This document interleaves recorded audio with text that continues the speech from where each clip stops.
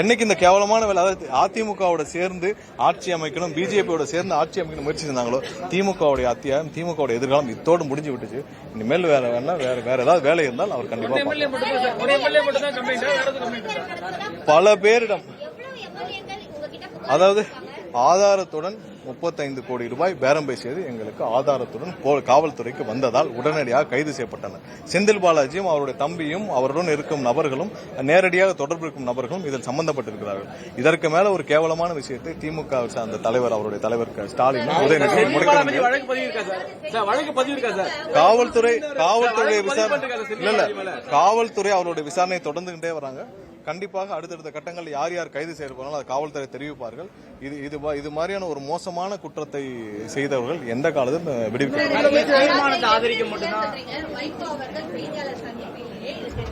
என்ன சொல்லியிருக்காரு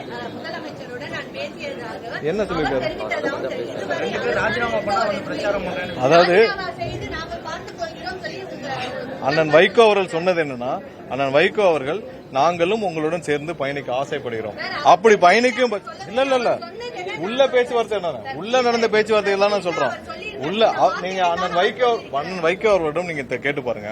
அதாவது யாரும் யாரையும் யாரிடமும் இங்க வந்து யாரையும் இழுக்கவில்லை. அவர்களும் எங்களுடன் சேர்ந்து பயணிக்க வேண்டும் என்று விரும்புகிறார்கள். யார் யார் பயணிக்க வேண்டும் சட்டப்பூர்வம், ஏன்னா அவங்க எம்எல்ஏ அங்க திமுகவுடைய சின்னத்தில் ஜெயிச்சிருக்காங்க. அவங்க எப்படி எங்களோட பயணிக்க முடியும்? அந்த முடிவில் அவங்க எம்எல்ஏ எடுக்கணும், அவங்களுடைய கட்சியில் இருக்கணும். அதை நாங்க என்ன சொல்றதுக்கு இருக்கு? சோ அவர்கள் யாராக இருந்தாலும் அவர்களுடன் சேர்ந்து கட்சியாக அண்ணன் வைகோ அவரோட மதிமுக கட்சியாக நாங்க வந்து பயணிக்கிறது எந்த தப்பு இல்லை.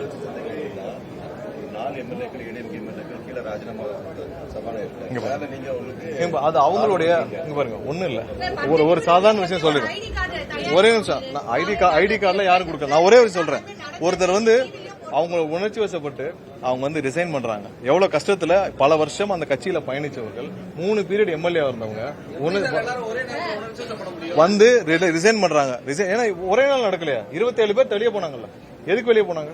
27 பேர் வெளியே போனாங்கல்ல. எதுக்கு வெளியே போனாங்க? இப்பவும் அந்த கட்சியில ஏன் பிரச்சனை இருக்கு? இப்பவும் திரு எஸ்பி வேலுமணி அவர்கள் வந்து இங்க மிஸ்டு கால் கொடுத்தா ஐடி கார்டு வந்துருங்க, அதெல்லாம் பிரச்சனை இல்லை. ஏன்னா நீங்க வந்து நீங்க ஆன்லைன்ல கொடுத்தீங்கன்னா உடனே வந்துடும், போட்டோவும் சேர்த்தா அப்லோட் பண்ணா வந்துடும். அது ஒரு பெரிய விஷயம் இல்லை. 2 நிமிஷத்துல 3 ஸ்டெப்ல ஐடி கார்டு வந்துடும். ஓட்டர் ஐடி கொடுத்தா வந்துடும். என்னன்னா உணர்ச்சி வசப்பட்டு 3 பேர் ரிசைன் பண்றாங்க, உடனே சந்திக்கணும்னு விரும்புறாங்க, உடனே மேல வர்றாங்க. அவங்களை ஆசுவாசப்படுத்தி நீங்க போங்கன்னு சொல்லி தான் அனுப்பிச்சு வைக்க முடியும். ஏன்னா அவங்களுடைய ஆதங்கம் அப்படி.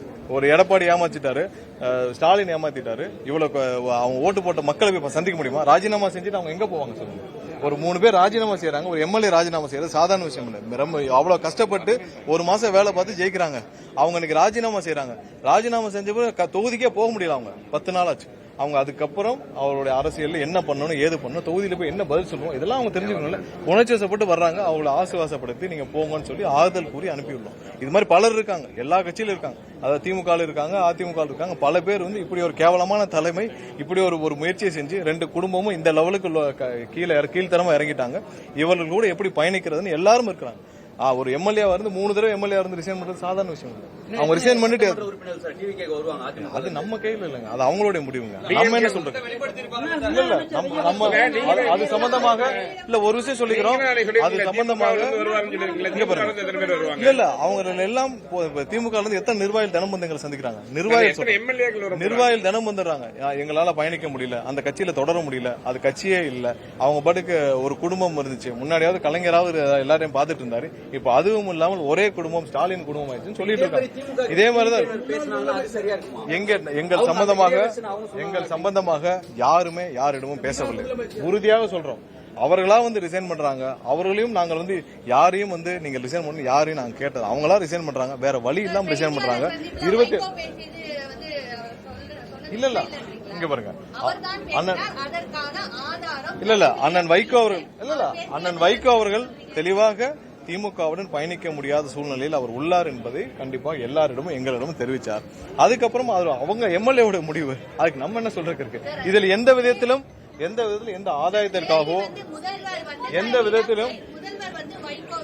விதத்திலும் எந்த விதத்திலும் நாங்கள் வந்து நீங்க உங்களுக்கு இது தரோம் அது தரோம்னு பேரம் பேசி நீங்க ரிசைன் பண்ணவோ இதுவும் சொன்னது கிடையாது. அது அவங்களோட தனிப்பட்ட முடிவு. அவங்க என்ன கேக்குறாங்கன்னா 2 எம்எல்ஏ அப்படிலாம் அப்படிப்பட்ட வார்த்தை இல்ல அப்படிப்பட்ட வார்த்தையை கண்டிப்பாக 100% எங்களுடைய முதலமைச்சர் சொல்லவில்லை. இல்ல அப்படிப்பட்ட வார்த்தையை சொல்லவில்லை. நீங்கள் கோர்வையாக அங்க நடந்த எல்லாத்தையும் அங்க கோர்வையாக முழுசா நீங்க அவர்கிட்ட கேட்டீங்கன்னா அங்க நடந்த என்னதுன்னு முழுசா கேட்டீங்கன்னா அவர் விளக்கம் கொடுப்பார். அங்க வைக்க அவருக்கும் விளக்கம் கேட்டுக்காங்க. சரி வேற யாருமே நாங்க சேர்த்துக்க மாட்டோம். காவேகா என்பது ஒரு தூய சக்தி சொல்லிட்டீங்க. இப்ப விஜயபாஸ்கர் மற்ற அவங்கதான் வந்து குட்கா வழக்கையும் நீங்க பாருங்க யார் யாருக்கெல்லாம் புரியுது. நீங்க கேட்க வர புரியுது. யார் யாருக்கெல்லாம் வழக்குகள் இல்ல யார் யாருக்கெல்லாம் இல்ல அவங்க வந்து இன்னைக்கு ஒரு தனிநபராக எம்எல்ஏ இல்லாமல் எதுவும் இல்லாமல் வந்து சேர்றாங்க. இது மாதிரி ஆயிரக்கணக்கோ லட்சக்கணக்கோ ஒவ்வொரு நாளும் என் கட்சியில சேர்ந்துட்டு தான் இருக்காங்க. சோ அவர்கள் வர்றதுனால அவங்க மேல வழக்குகள் எதுவும் நிறுத்தப்படுமா தெரியல. என்னென்ன வழக்குகள் என்னென்ன இல்ல அவர்கள் வந்து ஒவ்வொரு இடத்திலும் அங்கங்க வந்து சேர்றவர்கள் சேர்ந்துட்டு தான் இருப்பாங்க. அவர்கள் மீது வழக்குகள் எந்த விதத்திலும் அதுல எந்த காம்ப்ரமைஸும் பண்ண போறது இல்ல. அதுல எந்த விதத்திலும் அதுல எந்த விதத்திலும் அவர்கள் வழக்குகள் எதிலையும் நம்ம காம்ப்ரமைஸ் பண்ண போறது இல்ல. கண்டிப்பா அவளுடைய சட்டப்பூர்வமாக என்னென்ன நடவடிக்கைகள் தொடர்ந்தோ அது தொடர்ந்து தான் இருக்கும். அதுல எந்த விதத்திலும் காம்ப்ரமைஸ் பண்ண போறது இல்ல. பட் யாரையும் ஆதரிக்கல. என்ன ஒரே ஒரு விஷயம், எல்லாரும் வந்து அந்த இடத்துல இருந்து அவரு மட்டும் இல்ல, நாளைக்கு பல பேர் ஒரு 20-30 பேர் 40 பேர் மாவட்ட செயலாளர் பல பேர்ல வராங்க. அவர் மட்டும் இல்ல, பல 30-40 மாவட்ட செயலர் வராங்க. சோ எந்த விதத்திலும் அவர்கள் சட்டப்பூர்வமா அந்த வழக்கு என்ன நிலைமை இருக்குன்னு தெரியாது. பட் இருந்தாலும் எந்த வழக்கிலும் எதிலும் சட்டப்பூர்வம் என்ன இருக்கோ அதுதான் சொல்றோம். அதுல எந்த மாற்று கருத்தும் கிடையாது.